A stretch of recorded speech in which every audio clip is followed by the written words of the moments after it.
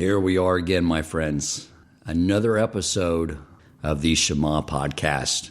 As part of this exercise of this podcast, I knew that if I was going to share my learning with all of you, then my life would have to be an open book.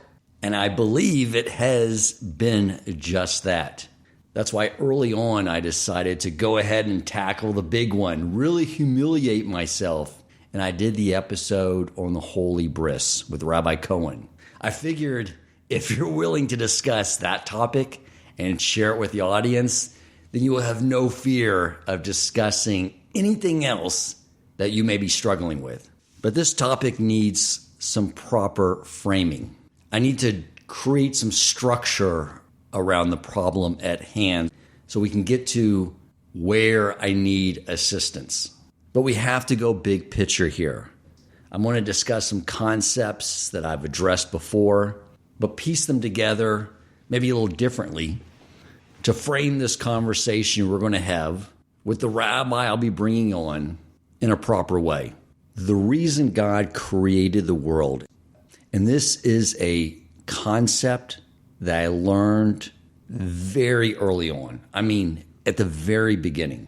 I had just learned the truth that there was a creator. I had just gone through a 6-month study on the logical proofs and evidence for Torah. I concluded this is it, this is true.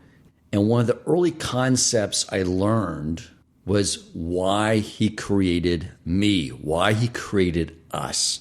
And this is something I would just contemplate and think about over and over and over again in order to build up my resolve to move forward in learning and living a Torah lifestyle. I knew that my life was going to have to change dramatically, and I needed to fuel myself with the motivation for the task at hand. Before God created anything and it was just him, he lacked nothing, and he still lacks nothing. This is what's so mind-boggling. He lacked absolutely nothing. So the first thing he created was the will to want to have a relationship with another. Meaning he didn't get any benefit out of that. He wasn't lonely. He wasn't bored. I mean, contemplate the level of kindness that's beyond our human comprehension, that he created the need and he created the desire for himself to have a relationship with another. And he created another, our collective Neshama.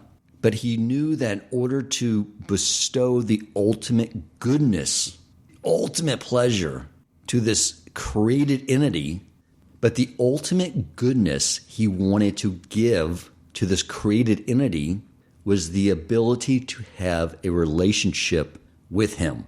And not a relationship of a parent with an infant child or a beggar to a rich man. He wanted to give the ultimate goodness, which was the other one being able to stand in the presence of their creator and not be ashamed.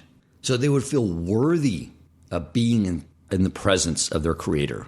That's what the Almighty wanted for us. Pretty mind-blowing.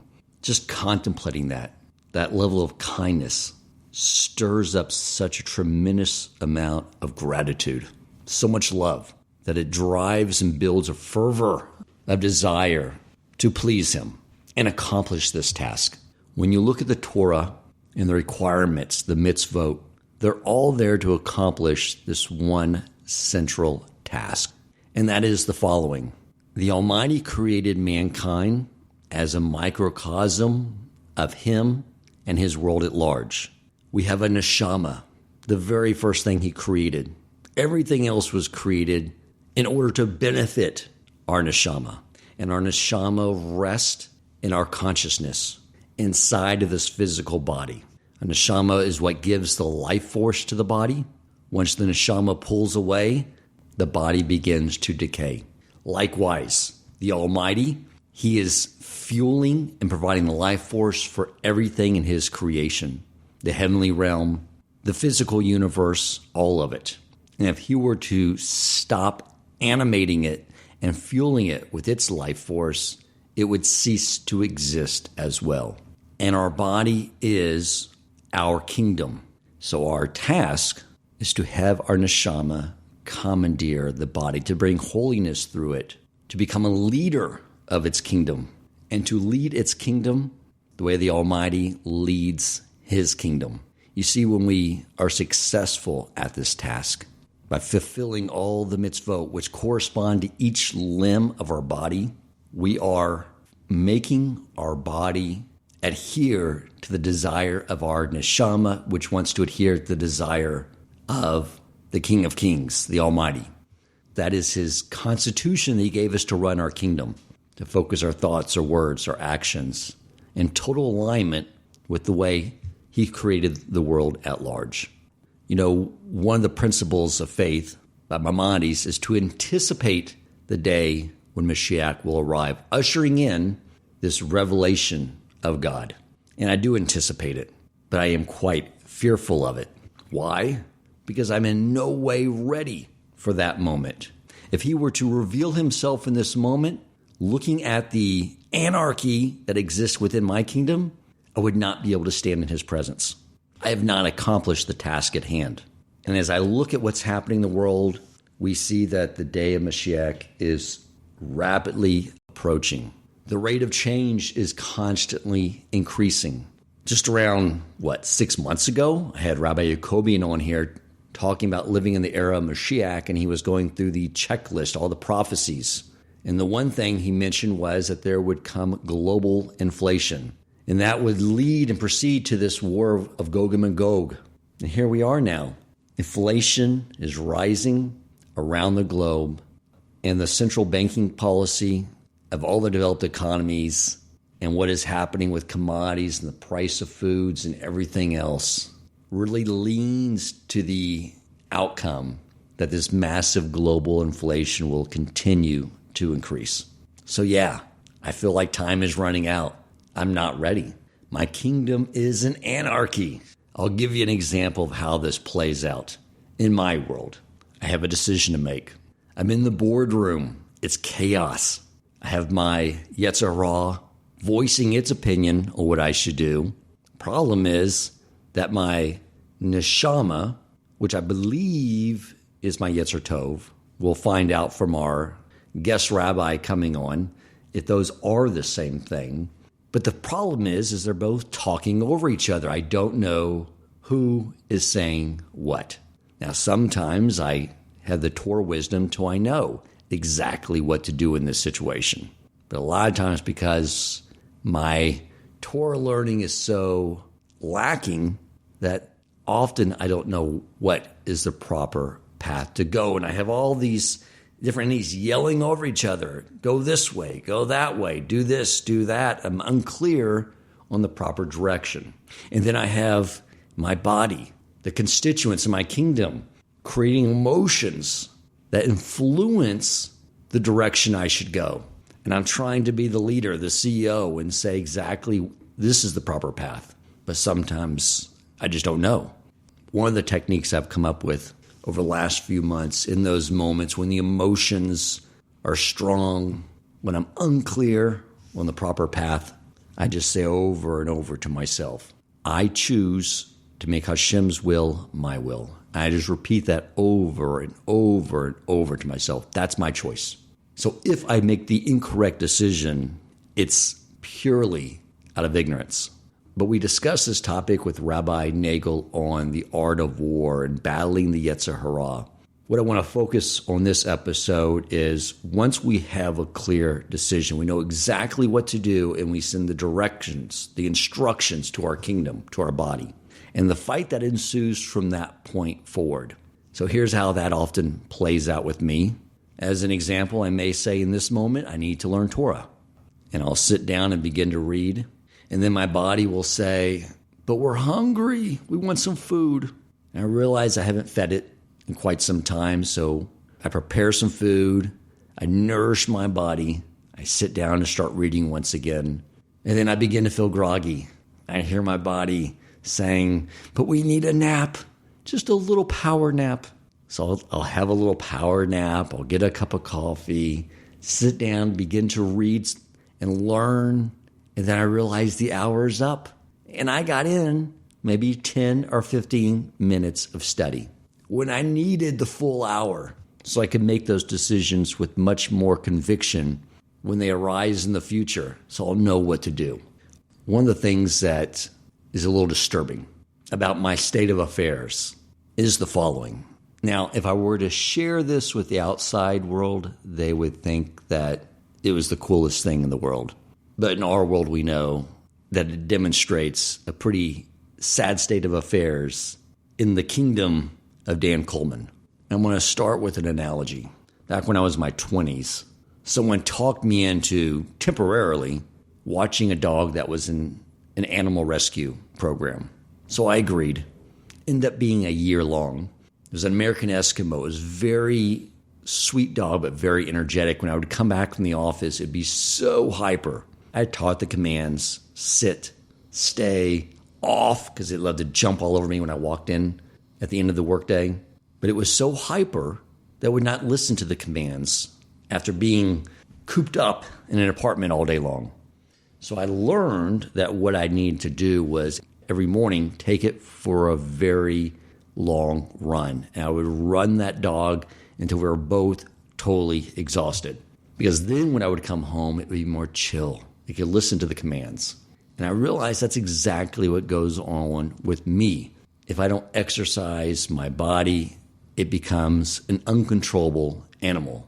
And it follows commands in a much easier way when it gets rigorous exercise every morning. So I noticed about myself that if I went more than a couple of days without exercising, I would become irritable. I would not respond to situations in an appropriate way. And so from that point forward, I began to make sure that every day I worked out, simply to make sure that my body was in an emotional state that would respond to things properly. And I was thinking the other day, probably going back 5 or 6 years, the only days I have not woken up in the morning and worked out was Shabbos, Yom Kippur, and the day after Shavuos. And my motivation is not because I have some long-term fitness goal. I know in the outside world, someone would hear that like, whoa, bro, that's so cool. You got to be ripped. It's insane. That's not my concern. I would say to those people, congratulations, bro, for your lifetime achievement of creating a 5-star steakhouse for the maggots and worms. They're going to love it.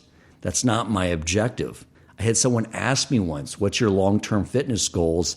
And I thought about it, contemplated it, and responded, my fitness goals are to not be an a-hole. That's it. That's the only reason it's so important to me to make sure I do that first thing in the morning. And that is why Rabbi Wohlgelernter said early on, I asked him if it was okay for me to work out on Yom Tov.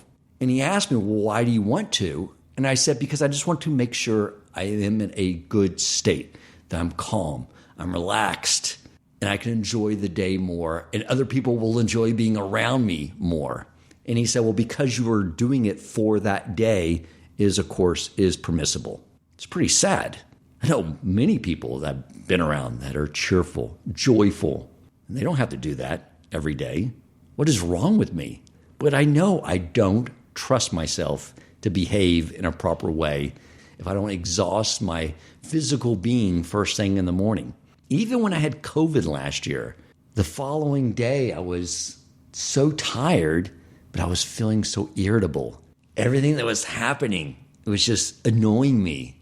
And I said, you need to go work out. And I made myself go in the gym and work out for the sake of my family who had to live here with me. And my wife came in just like, what are you doing?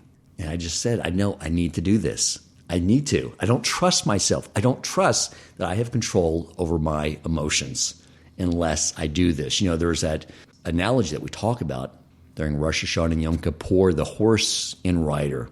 Who's in control? My emotional state when I think about all the frustrations and problems I'm trying to solve constantly in business. It's like the horse is galloping around. I'm not holding the reins. My arms are flailing in the air, and the horse is just galloping wherever it goes, and I have no control. I'm running, as you can see, my friends, a banana republic. Hugo Chavez did a better job running his kingdom than I do. One of the challenges I have is that during the workday is when I tend to not be able to get Torah ideas out of my head, trying to attend to business, and that's when my mind continues to get flooded with them. Now, you may be saying that's amazing, that's great, having your mind occupied with Torah, but then you may ask, well, Dan, certainly at some point you're thinking about business strategy, and the answer is yes, I do. When do I think about business strategy? Those ideas come flooding to me when I'm davening. It's always the wrong time. Now, on Shabbos at 3 p.m. is when I shut down my computer. I convert this space from a business office to a place of learning, and I get my Shabbos checklist out, and I begin to tell myself, okay, put all the business aside, get it out of your mind. It's time to get into a Shabbos mode. Think about Hashem. Think about Torah. Get yourself out. Leave it all behind. But it doesn't happen. The thoughts then come flooding in on what I need to be working on. Marketing ideas, business strategies, how to motivate the team. All these things just come flooding into my mind as I go through doing all the preparatory work for Shabbos. I take a shower, can't get the thoughts on my head. I get dressed up. I walk to shul still thinking about business. But fortunately, Rabbi Wohlgelernter, I'm so appreciative of this. He always takes the time, 30 minutes before Shabbos, to teach some Torah to us. And the teachings he does is like a life preserver being thrown out into the ocean, the waters of the world where I am still flapping around in, trying to get out, but I can't seem to escape. And that life preserver that he throws to those words of Torah is what drags me to the tranquility and the calmness of the shore. So at the end of Shabbos, when I look back, just like this last one, and I'm so grateful for what an amazing Shabbos that it was, I realize it would not have happened if he had not taken the time to teach those words, to pull me into the proper mindset to accept Shabbos and experience it the way it should be experienced. So as you can see here, what I'm tasking Rabbi Wohlgelernter with is to be my business consultant. That's why this intro is a little longer than usual. I felt it was necessary, as he is going to listen to this prior to coming into the studio to offer his counsel, is I wanted to give full disclosure, open the books, let him know what he's getting into so he can offer some guidance on how I may possibly be able to assume the proper leadership role to take control over my kingdom and serve the Almighty properly. So I'm excited once again to be able to bring on Rabbi Wohlgelernter, my political advisor, business consultant, and my David Hasselhoff lifeguard who saves me and brings me to Shabbos every week. Welcome to the Shema Podcast, the podcast for the perplexed, where Torah insights intertwined through personal stories as well as interviews with leading Torah scholars demonstrate the empowering qualities of Torah and mitzvot. For more great Torah learning through Torch, the Torah Outreach Center of Houston, go to torchweb.org. Now to the show. Rabbi Wohlgelernter, thank you so much for coming on. I appreciate you tackling this subject for me and the audience. I may not be the only one that struggles with this. I will say that, as I pointed out in the intro, this responsibility that we have, that I have to take control of my kingdom, I'm failing at it miserably. I'm incompetent. The only reason I have this gig is because my forefathers were Avraham, Yitzchak, and Yaakov. It's a blatant case of nepotism.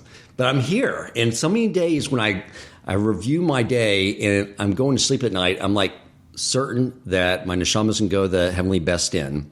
And for some reason, Donald Trump will be there. It'll be like The Apprentice, and he's going to say, "You're fired." I'm expecting it. But I wake up in the morning, it's like, okay, another day in the office. So I have the job. Help me out here. How do we tackle this sort of the next layer of harnessing our emotions for the right reasons?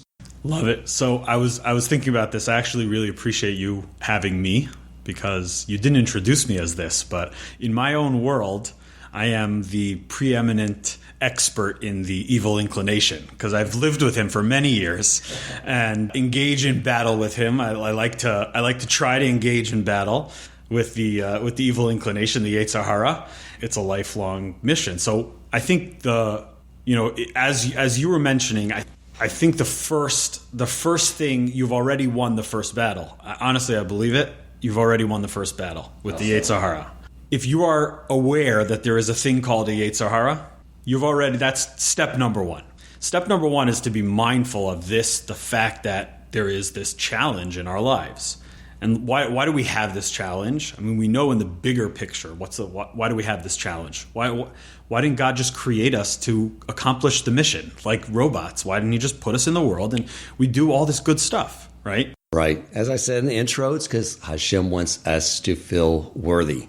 Exactly. You got to earn it. You got to have a challenge, right? You got to earn it. Sure. In order to earn it, there has to be a force pushing against you for you to earn it. Right. You have to keep this equilibrium where you have the choice to choose life or death, and you choose life. Then that's a positive choice that you've made, and that's you're golden for it, right? Right. But he has to keep this equilibrium. The problem is that if you're not aware of the equilibrium, that there's this even playing field where there's good and bad both in your life mixed together and you got to make the choices. If you're not aware of it, you're not mindful of it, then you are in fact your natural predisposition, kind of what you're born with, is programmed the opposite way of what you're supposed to do. Right. That is, and we're very aware of that because that's like the way the rabbis say that's your body.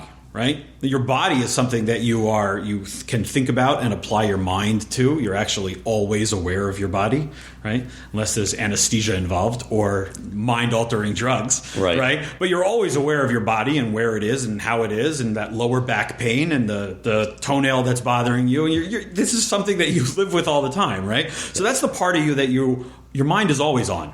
And then there's this other part of you, this spirituality, spiritual part, your soul. You call it what you want, but that's a part that you may not be paying attention to.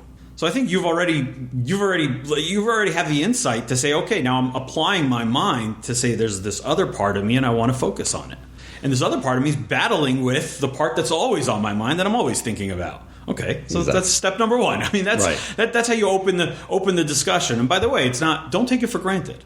I mean, pat yourself on the back for real. Pat yourself on the back for this because there's been periods in my life when I look back on them.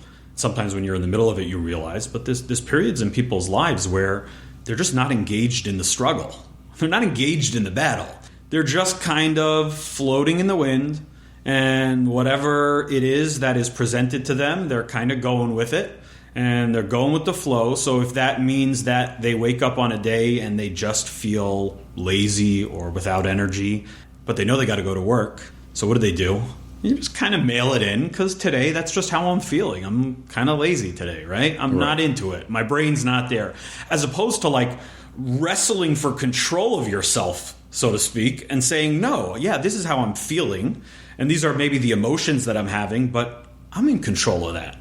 And now I have to figure out how to redirect it, right? So yeah, this is a day that I don't have energy. Is there a way to infuse energy into what I'm doing? Right, beyond the Red Bull or the double espresso, right? But is there a way to get energy? Do I need to go take a walk around the block and clear my head? Do I need to do some jumping jacks here before I turn on my computer? Right? And just being aware of that, like that you have the ability to control that, and you have the ability to kind of be mindful of that. That's step number one, right? There's periods of life that people go through where they're just ignoring that fact.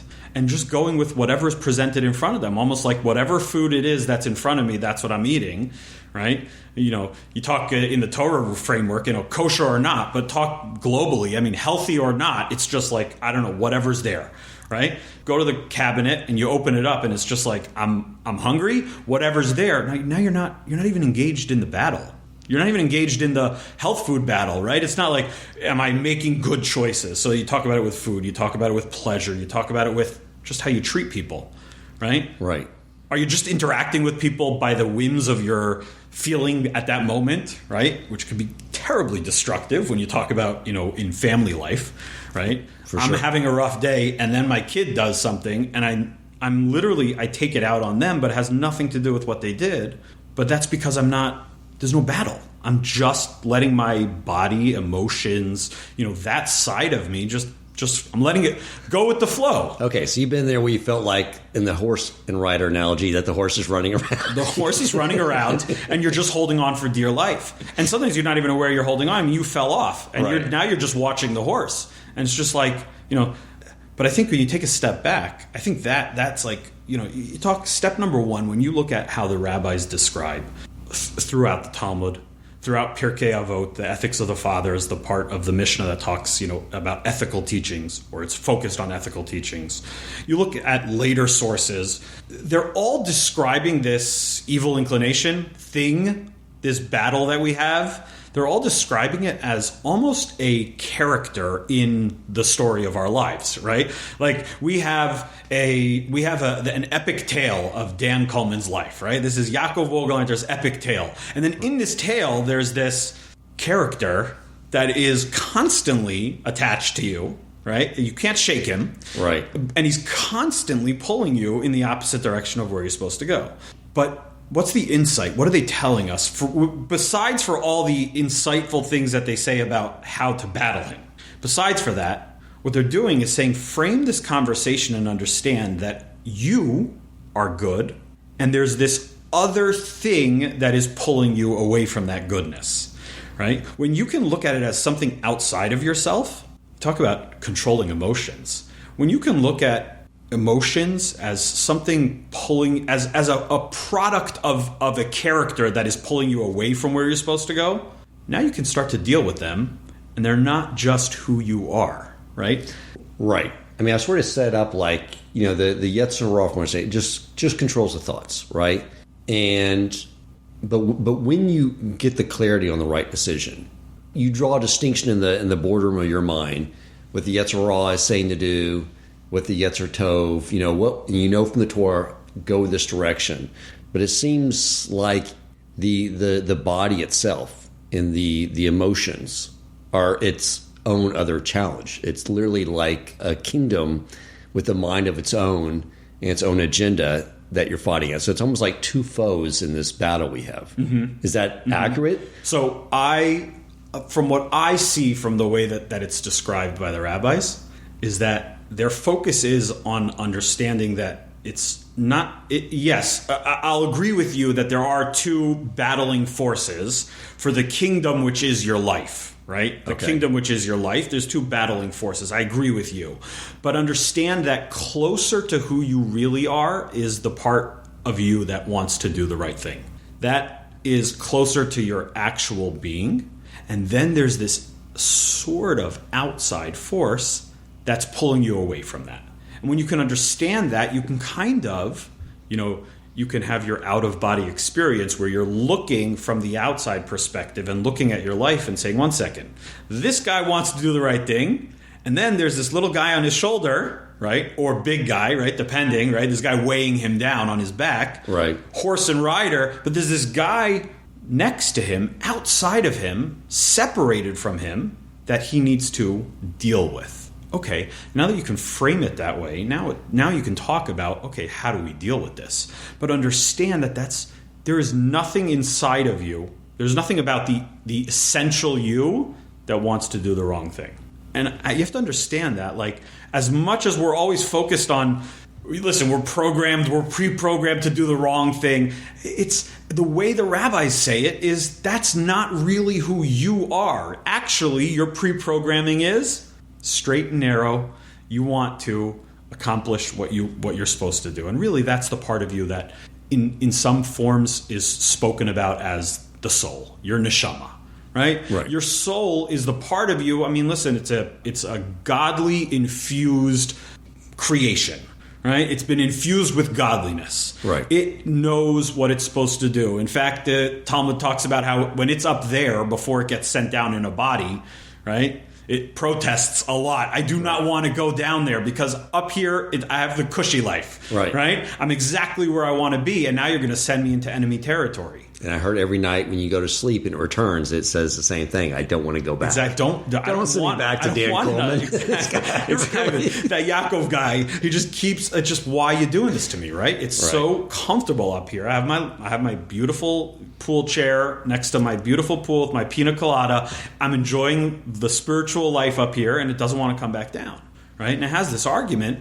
It says, no, this is why you were created. You got to go down there, and you have a mission because you're going to be paired with a human who, in that part, in the human part of us, in the body part of us, we're very much aware that we are programmed not to do the right thing, or at least to go against what the neshama wants. Right. And that's that equilibrium that we're talking about, where you have these two parts and they're equally strong forces, but just believe in your mind and think in your mind and understand in your mind that soul part of you, that's who you are. That's the real you. Quick question, and I mentioned this in the intro. I wanted to get clarity on it. I don't want to forget, but the Yetzer Tov, is that the neshama, or is that something different? So there's so many different sources that use these words. Yeah. Honestly, I don't know. Okay. The Yetzer Tov, the word Yetzer Tov is your will to do good. Right. Where does that exist? Where does that live? That seems to be the neshama. And that sounds very close to what the neshama is. Yeah, I agree with you. That sounds very close to what the neshama is. Where exactly is it found? I think it's found in all parts of you, is a desire to do good. And again, this outside force with the rope tied on and constantly pulling you off the mark, right? Right. Constantly pulling you off of where you need to be going. But the Yetzer Tov, that's you. That's your neshama. I'm with you. That's your neshama. Okay. Right? That's your soul. It's not that's. And what I mean is that in the big picture, that's not an outside force, right? Like, I'm bad, and then there's something like a neshama that's trying to make me do good. No, I am my neshama. That is who I am. Right. I also have the tools for the neshama to interface with this world, which is called a body, right? For this purely spiritual being, my soul, to interface with a very physical world, there's a wrapping on it, and that's called a body. Right, okay. But I don't think. In fact, I mean, my opinion is the body itself is a tool that interfaces with the world, but it can be channeled, and it can be right. When you look at go watch videos of the greatest of our sages and our rabbis, right, and then you go read the stories of the rabbis in the Talmud and the righteous women throughout history. I mean, you're talking about people that were 100% in control of their body. Exactly. Right? Exactly. Which means that there's like a light at the end of the tunnel. You could do it, right? You could do it. You can get to a point where the body is not the one making choices, but rather the soul. Look, I mean, if you look at the written Torah, it starts off with Adam, who was only recognized as soul until the sin, and it ends with Moshe with this neshama taking over his entire body and coming through his face. I mean, this is what Torah is trying to teach us. This is our task at hand, is to bring holiness throughout our body, to commandeer it. And that's the challenge. It seems insurmountable. Right. But it obviously can be done. Right. So you talk about emotions, right? Yeah. You talk about, you're focused a lot on emotions because they're kind of questionable, right? There's a big question mark on emotions. Yeah, and I will say, in my early days, my early 20s, before I became religious, I always thought emotions were the frailty of mankind. And like when I first got married, my wife, when she would have a conversation with me, she used to call me Spock. And I thought it was a compliment. And eventually she told me, he's like, no, that was me stating in a sense of frustration, nice talking with you, Spock. And I was like, oh, because to me, emotions just cause cloudy decision making. The idea was to suppress the emotion so you can use your intellect. But obviously I've learned as I start studying Torah is Hashem created emotion for a very powerful reason. It's where the rubber hits the road. It's physicality in the most purest sense. And if we can harness that power of the emotion and make the decision to do Torah, the decision to fill Hashem's will with those emotions, then we become really unstoppable. instead of those emotions being used against us all the time. That's what I really want to learn how to do. I think it's clear from what the sources that you brought and many other ones. I mean, just look at the fact that we have holidays where there's a commandment to be happy. Right? Is don't ignore this idea called happiness and say, no, I just have to be making clear decisions. Like don't get me involved in that messy world of feeling good and feeling bad. No, it's very clear from the Torah that we're meant to actually experience those things. Yes. Right? You have a holiday in the summer like a commemoration of like Tisha B'Av, the 9th of Av, where you're sitting on the floor and experiencing acute sadness. Right. And brokenness and understanding that emotion and what role it plays in your life. And so I think that those are experiences. You have holidays, which are where you're practicing or experiencing different emotions. And then you have your day-to-day life where these things can kind of pop in, kind of like, well, where did you show up? Right? Where you wake up in the morning and there's a feeling of sadness and you have no idea where it came from. Right. And so it's in those type of emotions where the rabbis tell us that the goal is to channel those towards being productive. So how do you channel being broken or sad in the morning towards being productive, right? How do you channel if you wake up in this incredible mood? Sometimes we have an easier time channeling that. Right, you wake up in an incredible mood, so you're like, okay, great. Then today's the day for home improvements, right? Because I'm not going to it's not going to drag me down. I'm already starting on a high, so let me go, or I'm going to tackle that project at work or that spreadsheet that I didn't want to deal with. Now I have the energy to do it. It's channeling those emotions towards what you need to do, towards the productive side of life. Okay, so how do you do it? Yeah, right? Teach me. So how do you do it? So I'm not a master at how do you do it, but the rabbis were masters, and so we'll go to their words and try to glean from them, insight on this. Right? Okay. I mean, I think that's the starting point for every discussion is what did the rabbis of the Talmud, the later sources, the earlier sources from the Torah, what does it tell us? What does it tell us in terms of our emotions, and especially when it comes to, because I think this is something that we all struggle with, is especially when it comes to our negative emotions or our emotions that pull us away from what we're supposed to be doing. Right, exactly. So I mean, you look at some tips that the rabbis said, or the way that they framed this negative emotions. Call it negative emotions. Call it the Yetzer Hara. I think they're wrapped together. Okay, first of all, they tell us that even more than the evil inclination wants you to sin, even more than that desire that the evil inclination has for you to do something that you're not supposed to, even more than that desire is the overwhelming sense that the evil inclination has that he wants you to feel bad about what you did. Right. Why is that? It means that he's almost only getting you to do something wrong in order that you should have the byproduct of that, which is getting depressed about it, feeling down about the fact that you messed up. Right. So you want to do teshuva, you'll just say, what's the point? What's the point? Right. I'm a lowlife. Yeah. So, and lowlives aren't close to Hashem. Lowlives have no ability. I mean, how could I even show up in front of Hashem, right? Right. And you see this in real life. You see people make mistakes and it drags them down, and then they come to a davening, they come to prayer, right? And they say in their mind, whether they say it consciously or unconsciously, but they say in their mind, what right do I, who just did whatever, X, Y, and Z, what right do I have to stand in front of Hashem? What right do I have to talk to Hashem? I mean, he doesn't want to hear from me. Right? Yeah. This low life? Yeah. This mouth? Do you know what this mouth just said? Right? I mean, you're on the way out to shul and, God forbid it should happen, but every once in a while, you slip up and you say something that you're not supposed to, directed towards a family member or something like that. And then with that same mouth, you say to yourself, with that same mouth, I'm going to go talk to God. Right? And so you get to shul. What does the evil inclination want?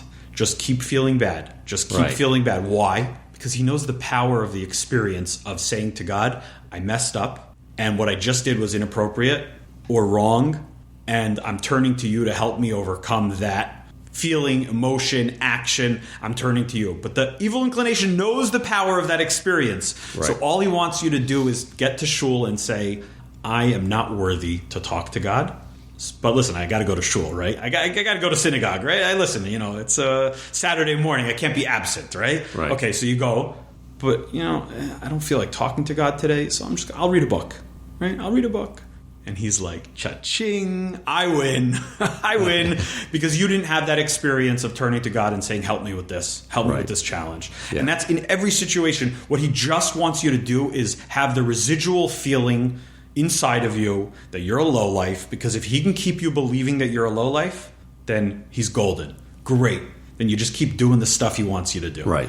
And you're on path towards destruction, and he won, and he gets points, and he racks up the score on his side. You drop out of the battle. And you drop, exactly. Yeah. Exactly.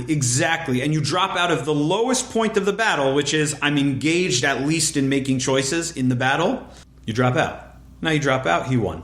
And that's what he wants. And so when you talk about emotions and bring it back to understanding how our emotions are playing with us, I think every time we have a negative emotion, let's focus on that side. Okay. Every time, the positive side is something to be talked about, but it maybe more practical is the things that drag us down.